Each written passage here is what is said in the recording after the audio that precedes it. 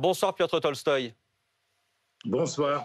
Merci d'être avec nous, vice-président de la Douma, l'Assemblée russe proche de Vladimir Poutine. Vous êtes avec nous pour parler évidemment de la contre-offensive ukrainienne, des missiles russes qui ont encore tué au moins 6 civils aujourd'hui, notamment du côté d'Odessa.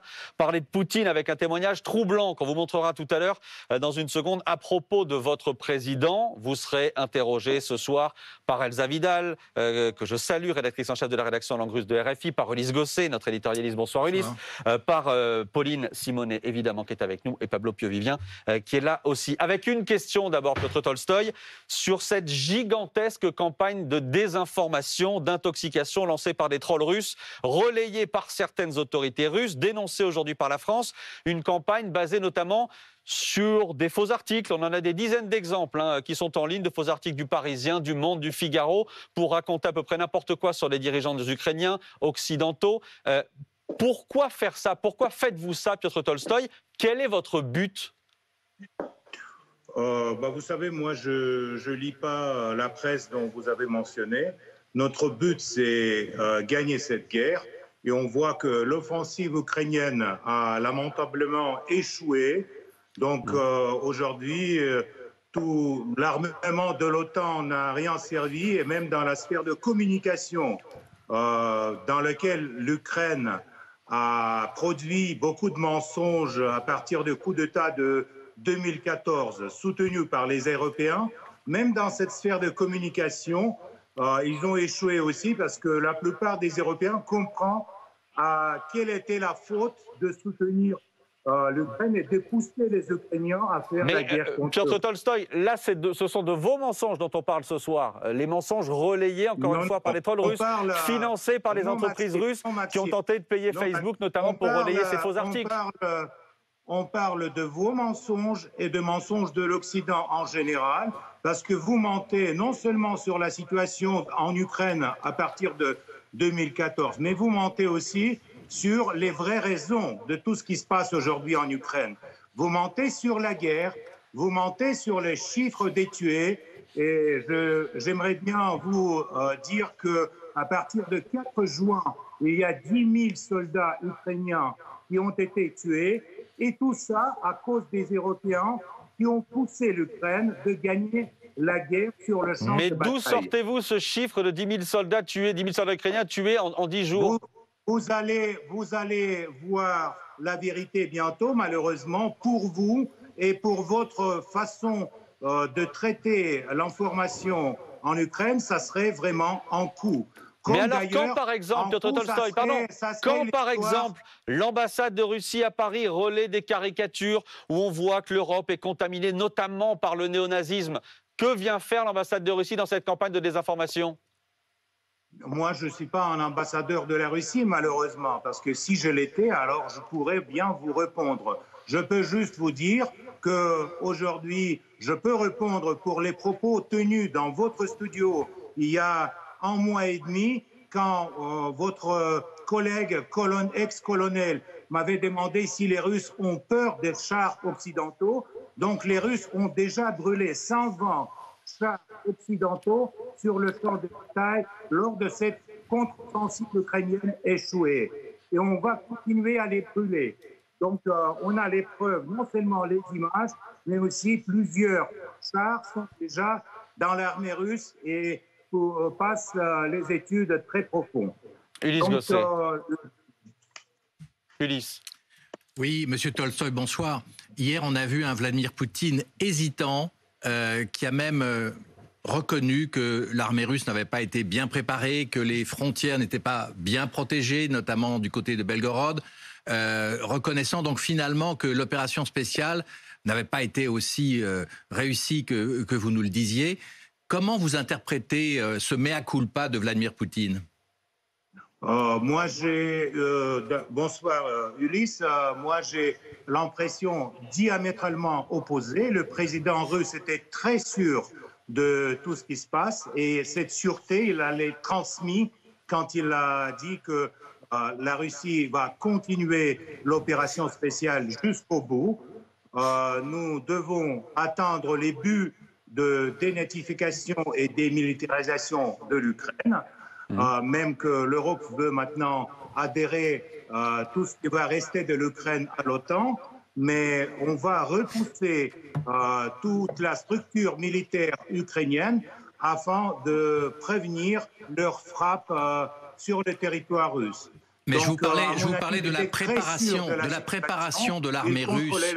Je vous parlais de la préparation de l'armée russe. Le chef du Kremlin, c'est la première fois, a reconnu que l'armée russe n'était pas bien préparée, qu'il manquait des munitions, qu'on manquait des drones, qu'on manquait de missiles. C'est quand même extraordinaire de voir le chef des armées de la Grande Russie dire aujourd'hui, bah, finalement, nous n'avons pas été aussi performants que nous aurions pu l'être.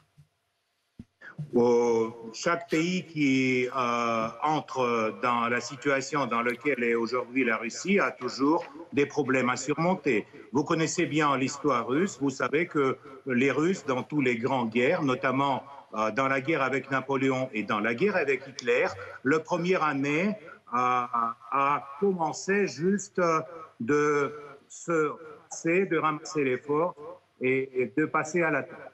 Vous attendez pas, ça va pas manquer. Et après cette contre-offensive ukrainienne échouée, on va passer à l'attaque. Vous allez voir que le président russe ne va pas vous donner l'impression de quelqu'un désespéré. Pauline Simonet. Et Piotr Tolstoï, je voulais revenir à cette campagne de désinformation numérique. Donc c'est la ministre des Affaires étrangères qui a publié un rapport. C'est pas juste des déclarations, c'est un rapport de plusieurs mois et qui accuse donc la Russie d'être responsable de cette campagne de désinformation. Mais qu'est-ce que vous répondez clairement? Est-ce que vous dites que la ministre ment, qu'elle raconte des histoires pour embêter la Russie? Qu'est-ce que vous répondez clairement à Paris? Chère Pauline, je trouve que dans cette histoire, votre ministre ment. Et comme d'ailleurs vous mentez sur la Russie depuis des mois et presque des années, malheureusement on a l'habitude à ça, donc on n'est pas très préoccupé. Mais vous pouvez citer plusieurs campagnes de désinformation. Vous pouvez dire que les Russes ont eux-mêmes explosé le gazoduc Nord Stream. Vous pouvez dire que les Russes bombardent les pauvres immeubles des civils ukrainiens. Tous ces mensonges, comme le mensonge sur la Boutcha, comme le mensonge sur la Kakhovka qui a été explosée par les Ukrainiens pour éviter les champs de mines russes. Donc tous ces mensonges aujourd'hui passent dans le silence parce que vous n'avez même pas l'effort à faire une concurrence dans l'information. Donc si je comprends bien, si je comprends bien, ce soir, vous menez une guerre dans laquelle vous ne faites rien. Par exemple, les bombardements aujourd'hui du côté d'Odessa, notamment qui font 6 morts, 6 civils tués, avec à nouveau des immeubles civils qui ont été bombardés par des missiles, c'est pas vous non plus. Vous comprenez très bien, parce que c'est la défense antiaérienne ukrainienne qui a lancé cette missile dans l'immeuble. Mais c'est vrai que l'armée russe continue à mettre les coups sur l'infrastructure ukrainienne pour détruire toute l'aide occidentale, notamment pour détruire les avions, les chars et les drones que vous, aujourd'hui, payez par les pauvres gens, vous les envoyez aux Ukrainiens. Mais donc les images que l'on voit là, d'immeubles encore une fois bombardés, il y avait des infrastructures stratégiques dans ces immeubles-là? Non, comme je vous ai déjà dit, vous peut-être n'avez pas compris, c'est un missile antiaérien ukrainien qui a visé le drone russe et qui a finalement raté le drone, mais par contre tombé sur les meubles avec les civils. Mais donc c'est bien vous qui avez envoyé des drones au départ? Si la Russie bombardait les civils, il n'y aurait plus des civils à 20 km du front en Ukraine. On ne bombarde pas les civils depuis le début de cette opération spéciale militaire. C'est une menace, à Piotr Tolstoï? Comment? C'est une menace?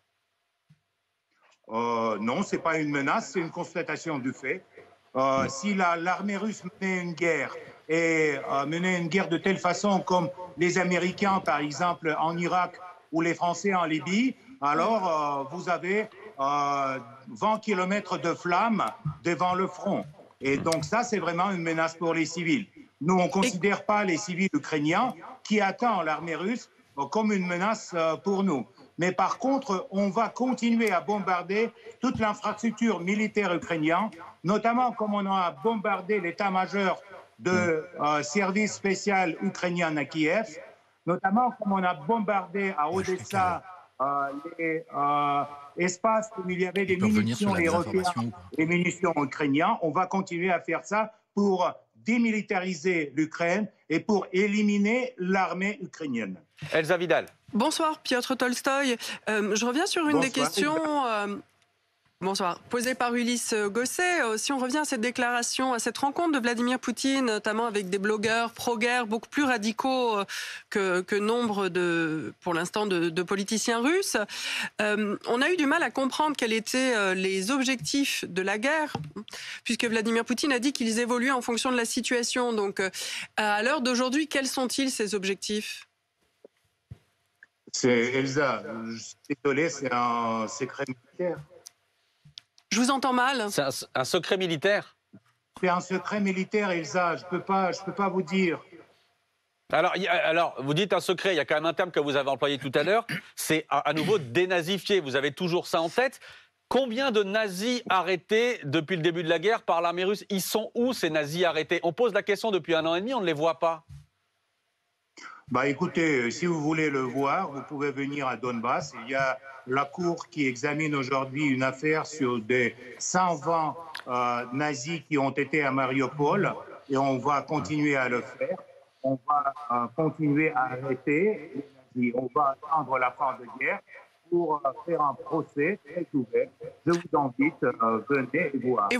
Et vous allez arrêter Dmitri Oudkine, celui qui a un insigne SS tatoué sur le cou, à la vue et au su de tout le monde? Je ne comprends pas votre question. De qui vous parlez? Je parle d'un néo-nazi notoire russe qui travaille pour Wagner et qui a été reçu au Kremlin, même à la table de Vladimir Poutine, et dont on ne peut pas douter de l'affiliation néo-nazie puisqu'il a un SS tatoué sur le cou. Qu'est-ce que vous allez faire pour les néo-nazis russes, en fait? Vous allez vous auto-bombarder? Écoutez, Elsa, moi, je n'ai pas des connaissances si profondes des tatous des soldats de Wagner. Je peux dire que les soldats de Wagner, c'est des meilleurs soldats aujourd'hui dans l'armée russe. Et donc, ils vont continuer à attaquer l'armée ukrainienne jusqu'à la frontière polonaise. Si ça vous convient comme réponse, moi, je ne suis pas spécialiste en tatous. Moi non plus, je ne suis pas spécialiste. En fait, on a des vidéos qui sont diffusées aussi dans l'espace russe. Et puis, on a connaissance de néo-nazis en Russie et de néo-nazis dans presque tous les pays européens du continent. Donc, la question, c'est est-ce que vous allez bombarder tous les pays européens? Est-ce que vous allez bombarder les néo-nazis russes aussi? Mais non, les néo-nazis russes ne vous intéressent pas visiblement. Oui, j'ai compris.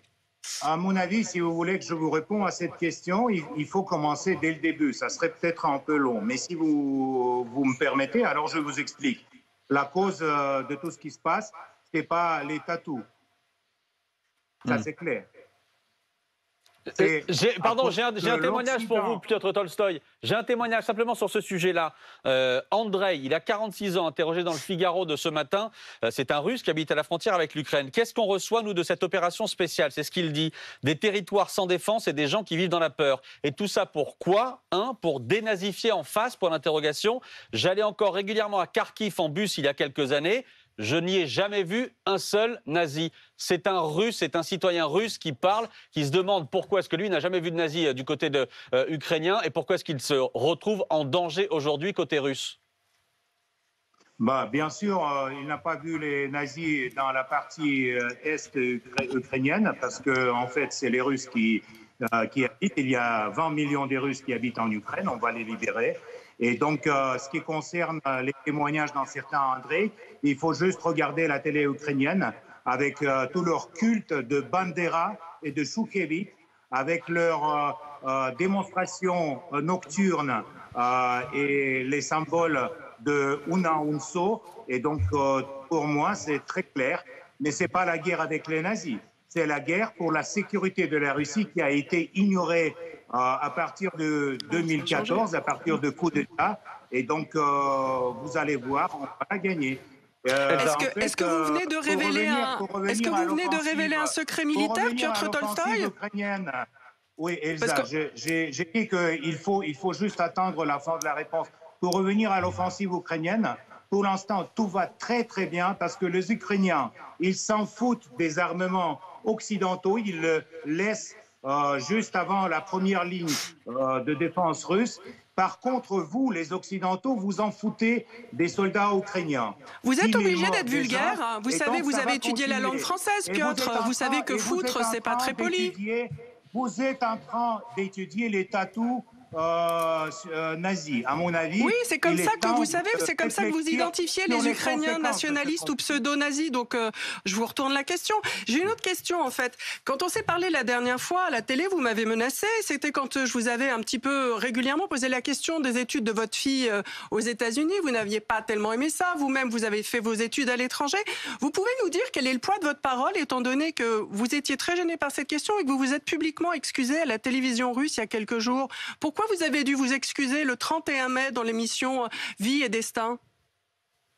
Ça a été dit avec beaucoup d'ironie. Malheureusement, les gens qui ne comprennent pas l'ironie, ils ne peuvent pas aller très loin dans leur analyse. Mais ça, je suis fier que ma fille a fait un stage de 2 semaines aux États-Unis. Et par contre, la connaissance du français qui nous permet de communiquer aujourd'hui, c'est grâce au fait que j'ai travaillé pour les médias français. Oui, vous êtes un fixeur qui a bien réussi, oui, on le sait. Ouais. Ulysse Gosset. Un point sur l'essentiel du moment, c'est-à-dire la contre-offensive ukrainienne. Hier, Poutine a dit les pertes ukrainiennes sont considérables. Il a parlé de 360 blindés, de 160 chars détruits. Or, les Ukrainiens continuent à progresser. Ils ont pris maintenant plus de 100 km, 160 km en quelques jours. Les troupes russes semblent à l'arrêt. Quel est aujourd'hui votre bilan Poutine a dit la contre-offensive a démarré le 4 juin. Nous sommes le 14 juin. En 10 jours, où en est-on? Et question finalement, vous pensez que cette guerre va durer combien d'années, Monsieur Tolstoï? Monsieur Gosset, le bilan de l'offensive ukrainienne qui a échoué, c'est qu'ils ont perdu déjà 20% de l'aide occidentale, de l'aide de l'OTAN, que vous l'avez envoyée pour l'argent des habitants de l'Europe occidentale. Ils ont perdu plus de 10 000 soldats ukrainiens qui sont morts. Et c'est aussi parce que M. Borrell a dit qu'il faut gagner sur le champ de bataille. Qu'est-ce que je peux vous dire encore? Je peux dire qu'on va continuer à envoyer les missiles dans les centres de commandement et les arsenaux à l'intérieur des territoires ukrainiens. Ça, on va le faire pour les détruire.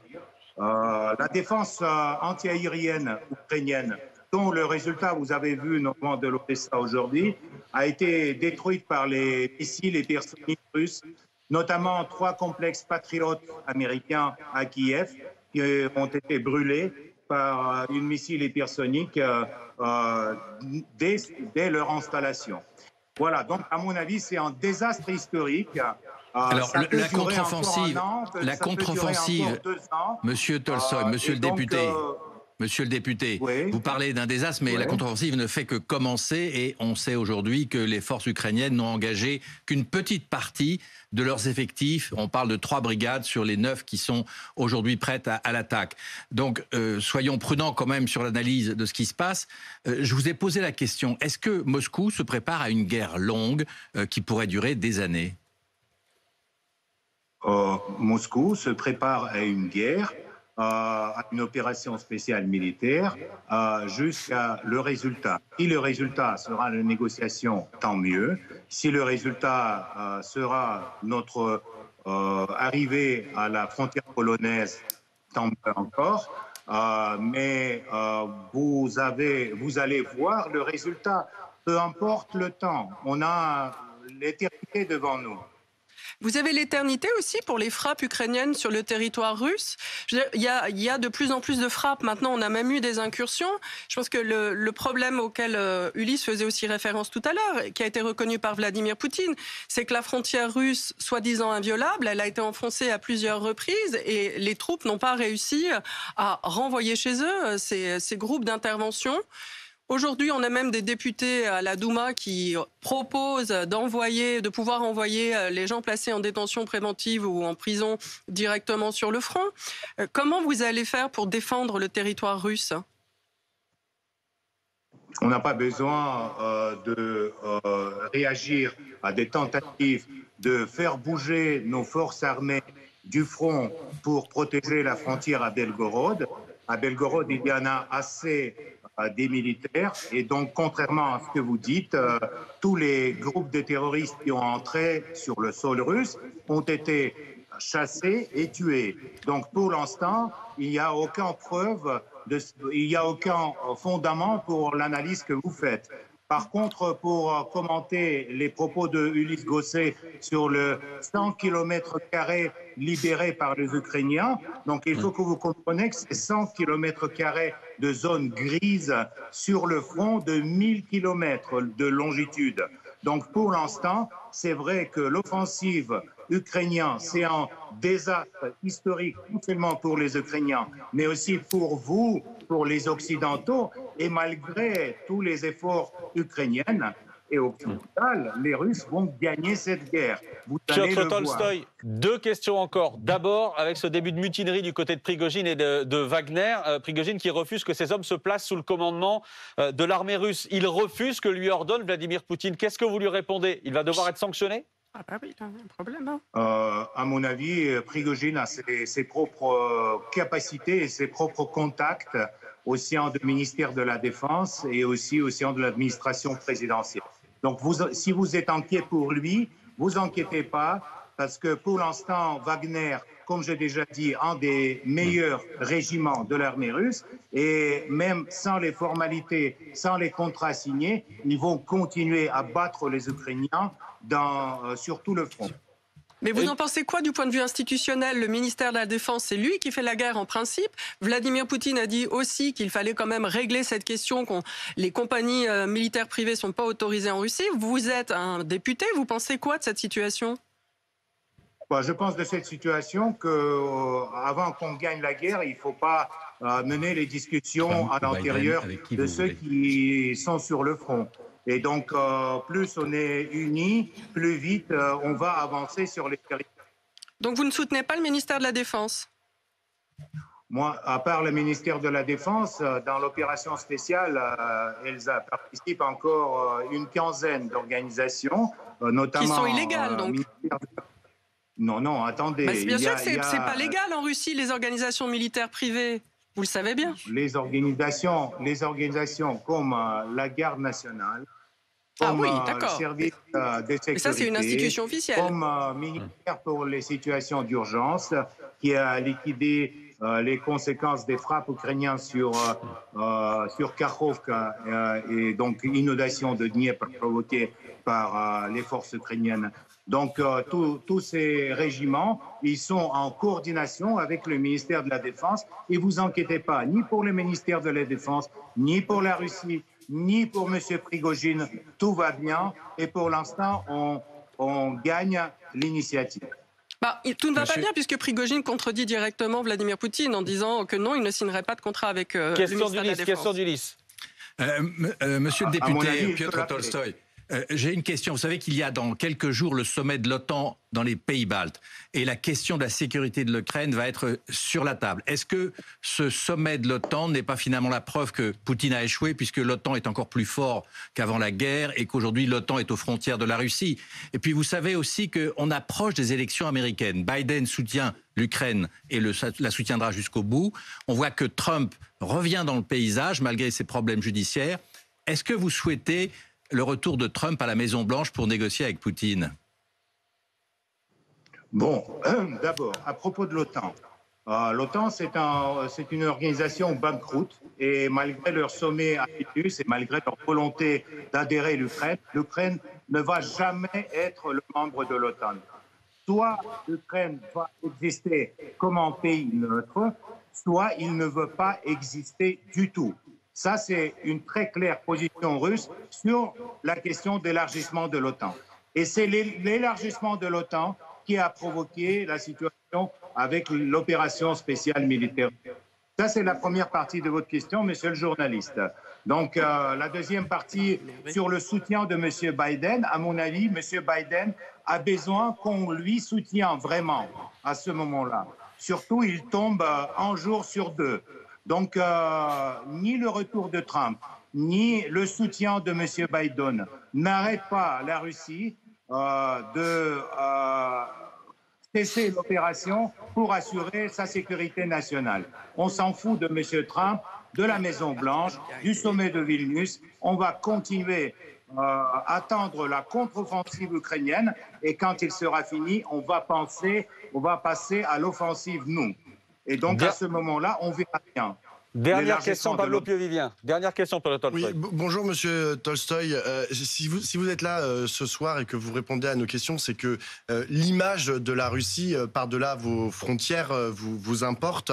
J'aimerais vous citer les mots du romancier essayiste Mikhail Shishkin, qui était interviewé aujourd'hui dans Le Monde, qui est exilé en Suisse depuis 1995, et il dit « La Russie est devenue un pays d'assassins. Ma langue est devenue la langue des assassins. Une Russie qui mène cette guerre infâme peut-elle être mon pays? Je veux rendre sa dignité à ma langue et à ma culture. Cela ne peut passer que par la défaite totale du régime de Poutine et la victoire totale de l'Ukraine. » Est-ce que vous comprenez ce que dit Mikhail Shishkin? Vous savez, Mikhail Shishkin, ça fait longtemps qu'il vit en Suisse, pas en exil parce qu'il est immigré. À mon avis, c'est pas un écrivain russe parce que sa façon de traiter son pays, sa façon d'écrire sa langue et sa façon de raisonner n'a rien à voir avec la Russie et avec les Russes. Donc c'est dommage, ça arrive que les écrivains en immigration, comme d'ailleurs les traîtres de KGB qui ont retourné vers l'Est, tombent dans cette piège. C'est bien dommage pour lui.